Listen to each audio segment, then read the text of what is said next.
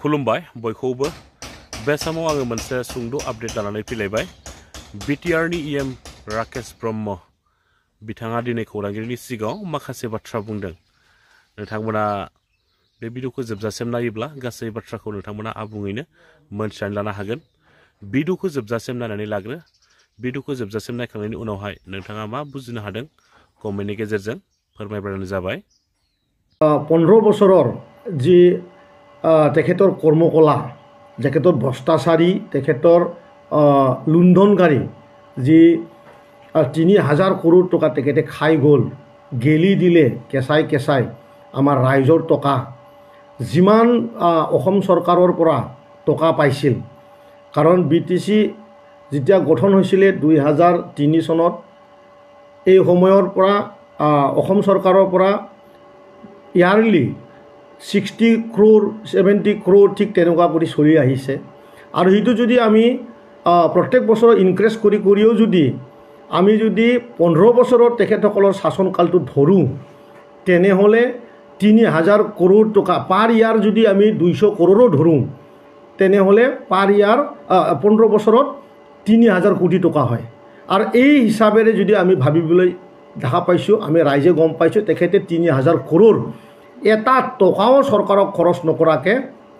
হাগ্ৰামাৰ হস্পিটেল হাগ্ৰামাৰ কেঁচাৰ machine Hagrama hotel Hagrama resort বনোৱাত তেখেতে পুৰা পইচা খৰচ কৰিছে আজি CIT তেখেতসকলে বনোৱা বুলি কয় তেখেতসকলে ইউনিভাৰ্চিটি বনোৱা বুলি কয় একচুৱেলি হাগ্ৰামা মহিলাৰে তেনেকুৱা একো কাম কৰা নাই এই যে CIT আৰু ইউনিভাৰ্চিটি এটো আমাৰ বিটিআৰত থকা যে আমাৰ 32 লাখ জনগোষ্ঠী আছে আমাৰ এই সমাজৰ কাৰণে এটা মানে সেন্ট্ৰেলে দিয়া এটা পেকেজ আছিল আৰু ইয়াৰ খালি কন্ট্ৰাক্টৰ সকলে এই কামটো কৰিছে আৰু এই টকাটোৰ হাগ্ৰামা মহিলাৰী ডাঙৰীয়া আৰু তাৰ কোম্পানীয়ে গোটাই মানে কমিশন ৰাজ কৰাৰ বাদে তেখেতসকলে তাতে একো কৰা নাই আৰু CIT বনাইছে CITত তেখেতসকলৰ কোনো এজন ষ্টাফ নাই তেখেতসকলক কেনেকুৱা এই CITখন কেনেকৈ চলিব ক'বা হস্পিটেল যদি বনাই গৈছে সেই হস্পিটেলত তাৰ ডক্টৰ নাই এই হস্পিটেলক কেনেকৈ চলাই যাব তেনেধৰণৰ তেখেতসকলে একো কাম কৰা নাই সদায় চৰকাৰটো অহা মাহত বিজেপি আৰু UPPৰ চৰকাৰ অহা মাহত পৰিব অমুক মাহত পৰি যাব আমি চৰকাৰ কৰিম তেনেধৰণৰ ভাষণ দিয়া হাগ্ৰামাৰ একচুৱেলি মেণ্টেলি এটা মানে বেমাৰ তেখেতৰ মানে ব্ৰেইনত এটা বেমাৰ এটা সৃষ্টি হ'ল সাইকো এটা মানে এটা সৃষ্টি হৈছে যাৰ কাৰণে তেখেতে খালি ইলেকশ্যন আহিলে তেখেতে চৰকাৰ ভাঙাটো সদায় দেখা পায় আজিৰ UPPৰ এনেকুৱা দিন নহয় যে তেওঁ কোৱাতে কোনোবা চৰকাৰ ভাঙিব কাৰণ আজি আমি NDAৰ অংশীদাৰ এটা পাৰ্টি UPPL আৰু আমাৰ মুৰব্বী আজিৰ দিনত আমাৰ দেশৰ প্ৰধানমন্ত্ৰী আমাৰ হোম মন্ত্ৰী অমিত শ্বাহ ডাঙৰীয়া আছে অসমত আমাৰ মুখ্যমন্ত্ৰী ডাঙৰীয়া আছে তেখেতসকলৰ চিন্তাধাৰাতহে আমাৰ যি NDAৰ ধৰ্ম বা NDAৰ যোনখিনি নিয়ম আছে তাৰ দ্বাৰাহে আমাৰ ভৱিষ্যতৰ যি আমাৰ ৰাজনীতিক হ'ব সেইটো হ'বলৈ গৈ আছে গতিকে হাগ্ৰামা মহিলাৰী ডাঙৰীয়াক মই ক'ব খোজো আপুনি আসলতে এই আমাৰ বিটিআৰ অঞ্চলৰ ৰাইজক যেনেকুৱা মিছা মাটি আৰু আপোনাৰ এই নাটকবাজি মানে ধৰণৰ এটা জকাৰ এটা কমেডিয়ান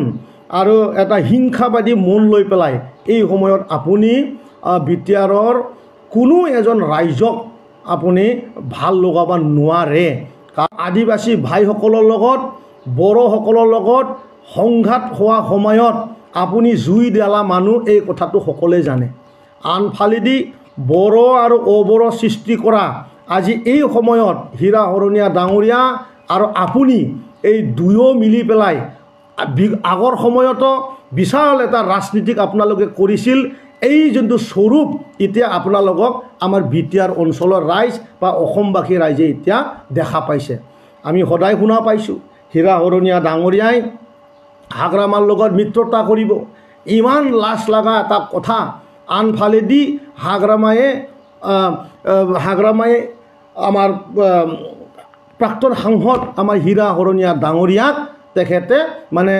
ইগন'ৰ কৰি চলি আছে। আৰু এই আনফালেদি হীৰা ডাঙৰীয়াই গাদ্দিৰ স্বাৰ্থত লোভৰ স্বাৰ্থত ভৰিত ধৰি হাগ্ৰামা মহিলাৰীৰ পাৰ্টনাৰ হ'বলৈ খুজি আছে।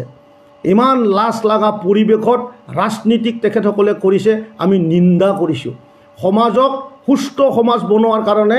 আমি ৰাজনীতিক কৰিব লাগে। মই তেখেত দুটাকো কৈছোঁ যে আগন্তুক দিনত আপোনালোকক আমাৰ ৰাইজে বিটিআৰ অঞ্চলৰ ৰাইজে শিক্ষা মানে আপোনালোকক উচিত এটা মানে বিচাৰ দিয়াৰ কাৰণে এই সময়ত সাজু হৈ গৈছে। মই আপোনালোকক প্ৰেছ মিডিয়াৰ দ্বাৰা আৰু এটা কথা ক'ব খোজোঁ যে যোৱা সময়ত যে হাগ্ৰামাৰ 15 বছৰ চৰকাৰ আছিলে, সেই চৰকাৰত তেখেতসকলে নিজৰ MCLA হাগ্ৰামাই মাতি পেলাই কোবাইছিল। সেই কথাটো আজি যি হাগ্ৰামাৰ লগত থকা আমাৰ UPPL লগত অহা যি MCLA যি সকল আছে তেখেতসকলে কৈ এবাৰো তেখেতে ছেক্ৰেটাৰী অফিচত অফিচ কৰা নাই। ছেক্ৰেটাৰীসকলক তেখেতে মাতি পেলাই দৰ্জা মাৰি পেলাই কোবাই। আজি আমাৰ ছেক্ৰেটাৰীসকলে আমাক কয় যে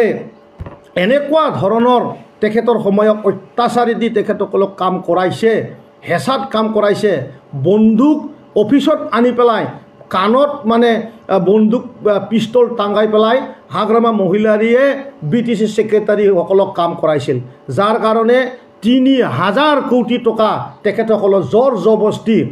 এনে মানে ভুৱা অৰ্ডাৰ ওলাই পেলাই তেখেতসকলৰ পৰা চৰকাৰী টকাটো তেখেতে আত্মসাৎ কৰিছিল। হাগ্ৰামা মহিলা ডাঙৰীয়াৰ সময়ত এটাও ফাইল মানে আপোনাৰ ফাইল যোনটো ৰেক থাকে সেই ৰেকত BTCত ফাইল বোলো বস্তুৱে নাছিল। আমাৰ চৰকাৰ অহাৰ পিছত প্ৰত্যেকটা কামৰ এগেইনষ্টত আমাৰ এতিয়া ধুনীয়া ফাইল হৈছে। অফিচ কৰা হৈ গ'ল। খালি আমাৰ হাৰ্ড পেপাৰৰ ফাইল নহয়, আজিৰ দিনত আমাৰ সময়ত কম্পিউটাৰত ধুনীয়াকৈ প্ৰত্যেকটা ডিপাৰ্টমেণ্টত আমাৰ এতিয়া নিজৰ কামৰ যিমান যি মানে তাত মানে বুৰঞ্জী আছে সেই বুৰঞ্জীবিলাক তাত দস্তখত কৰা আছে। আনফালেদি আমাৰ আমি BTCৰ যেতিয়া 2020 চনত চৰকাৰ কৰাৰ পিছতে আমাৰ যিখিনি টকা আমি যিখিনি এলটমেণ্ট পাওঁ প্ৰত্যেকটা ডিপাৰ্টমেণ্টে সেই ডিপাৰ্টমেণ্টৰ ইয়াৰলি যিমানখিনি কাম হয় সেই কামটো আমি প্ৰত্যেক বছৰতে আমি ক্লিয়াৰ কৰি দিওঁ। আমাৰ সময়ত এটা আঠানাও টকা কোনোৱে পাব লগা নাই আৰু আমি থৈ নাযাম। আৰু কাৰণ এই কথাটো সন্মানীয় প্ৰমোদ বড়ো ডাঙৰীয়াই চৰকাৰ গঠন কৰাৰ লগে লগে কৈছিল যে কোনো ছেক্ৰেটাৰীয়ে কোনো EMA এটাও টকা যাতে নিজৰ এলোকেশ্যনৰ ওপৰত অৰ্ডাৰ দিব নোৱাৰে। আজিও সেই অৰ্ডাৰটো আমাৰ হাতত আছে, আজি সেই চাৰ্কুলেট হৈ আছে আৰু সেই হিচাপে আমাৰ BTC চলি আছে। এইকাৰণে 2025-26ত যিখিনি টকা আমি এতিয়া এলোকেশ্যন এডভান্স হিচাপে পাইছোঁ, আমাৰ ঠিকাদাৰসকলে অতি শীঘ্ৰে কাম কৰি পেলাই নিজৰ টকাখিনি লৈ যাব। আমাৰ হাতত টকা আছে,